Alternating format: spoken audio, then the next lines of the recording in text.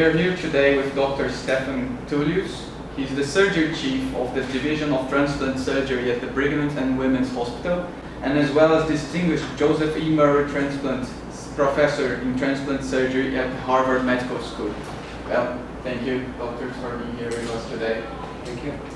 Dr. Tullius, you have a preeminent career. Yeah, you have researched something about your production. You have already about 400 articles, 6,000 citations. That's quite impressive, as well as your positions, of course, in the Brigham and Women's and the Harvard. Well, it's not the first time you are coming here to Brazil. In 2013, you came in Rio for the Brazilian Congress. So you have already had some touch with the Brazilian culture and our distinguished places here.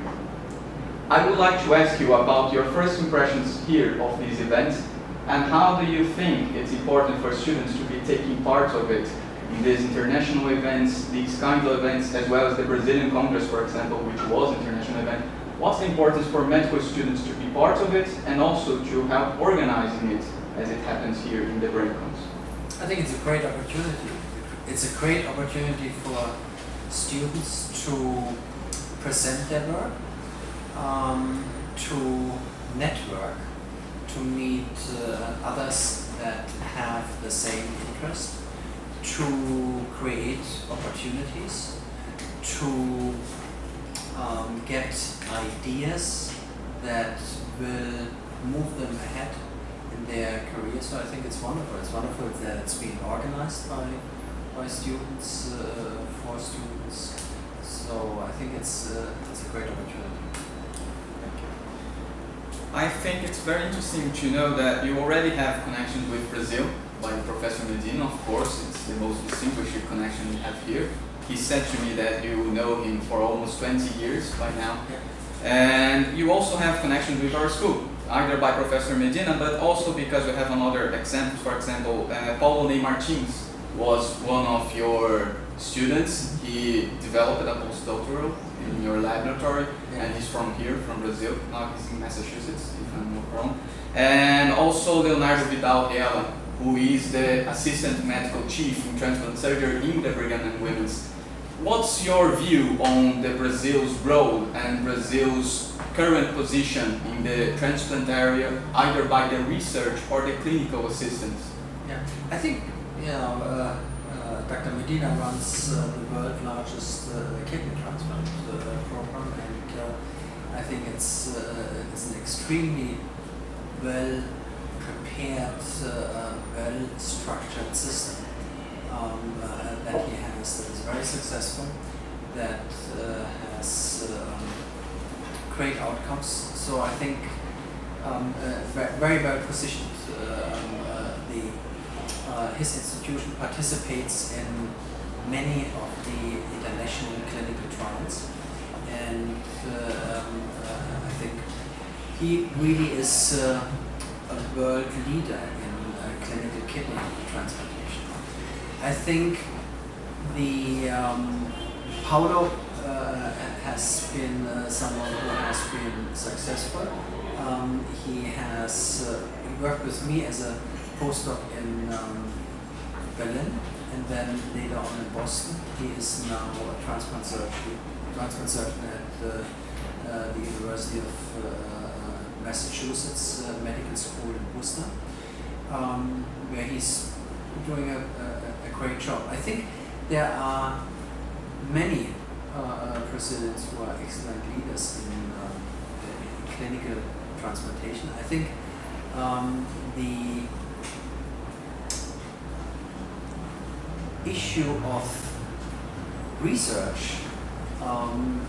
is important, and I think there is probably the capacity for many interested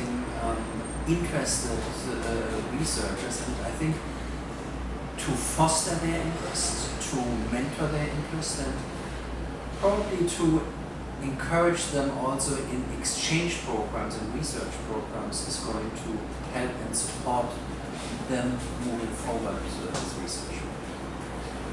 Also, about your own personal journey and professional career, you started in Germany, you studied your medical school, you made your residency there, But then you came to the fellowship in the United States, Yes. and you ended up by establishing there.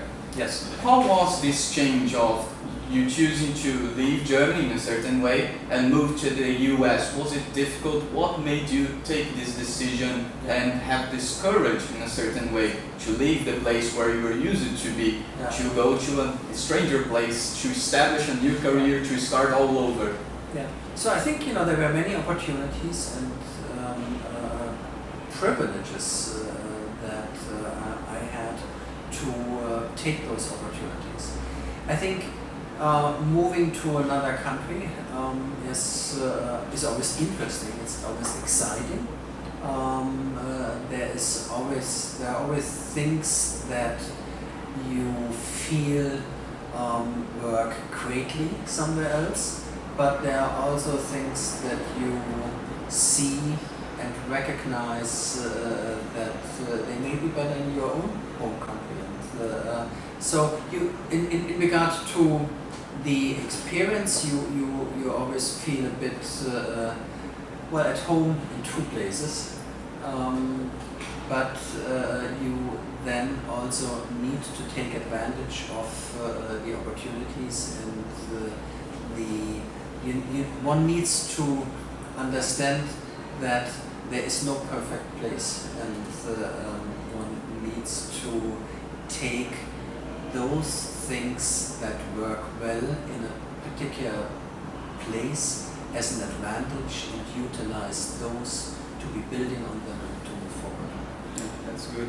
Even by traveling for just one day here to Brazil, you can already have a thrilling experience. Yeah. Your visa journey was quite interesting. Yeah, yeah, but it's also interesting, to be here and to experience what you're doing here. Yes.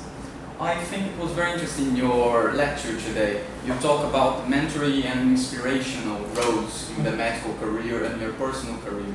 And I found an article you wrote to the American Journal of Transplantation on the occasion of passing by of the Dr. Joseph Murray. Yes. Unfortunately, when he left us, they wrote a special issue on him. And you wrote an article, and I was very touched by how much close you were, because you went to the funeral with him and you drove him there to the funeral of Home Heinrichs, and also you were inherited the transplant master file, which is a great honor. Yes, I saw in a video you showing the transplant master file, which is an historical piece, of course. And we also have this kind of connection here in our school with Dr. Medina, who is close to us. I would like to know from you, what do you feel and how was your personal experience of having this mentoring, and how do you intend to pass by now that you are having the role of a mentor? Yeah. So I think it's very fortunate to be in a situation to have someone who has an interest in mentoring someone else, because mentoring is early on, it is something that does not immediately come back with the feedback. Yes, there's gratitude and there's the immediate conversation, but to see the fruits of mentoring, that takes years and decades. And I think it is important that one recognizes that, and I do that. I think it may be one of the few things that are enjoyable when getting older, which is that the mentoring is an investment in the future, and you start to realize when you get older that your own doing has limitations, and so you want to bring others into the position that they can continue that work, and it's very important to come to this realization, and mentoring is a critical piece for a variety of things that we do that will allow that the next generations will move things forward, that you will not by yourself able to do that. And just one last question.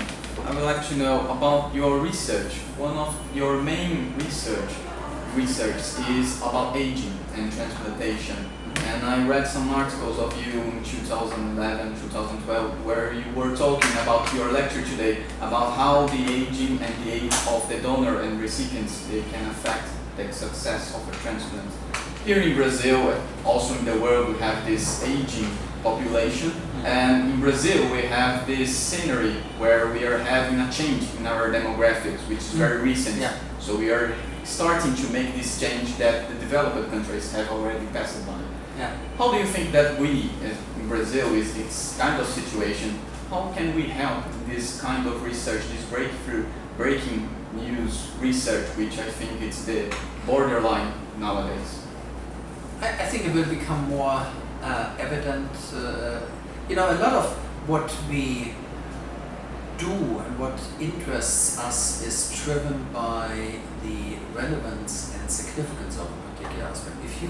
If one was to do aging research 50 years back, people may not have been particularly interested in that because there was not a need to do this.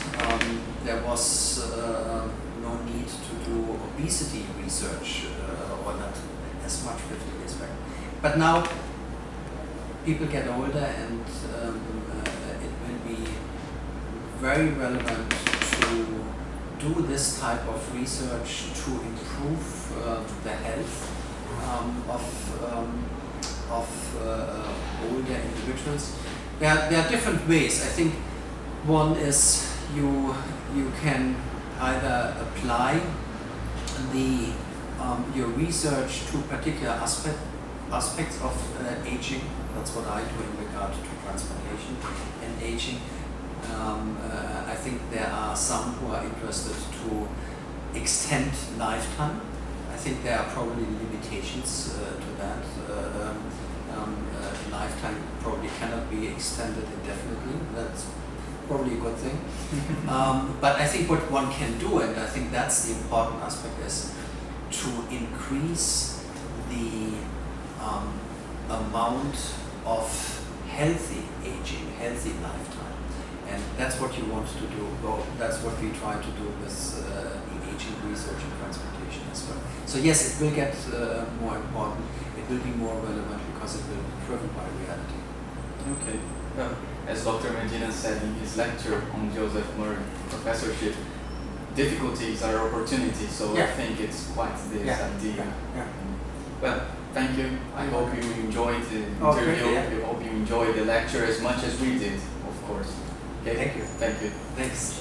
See you next See you. time.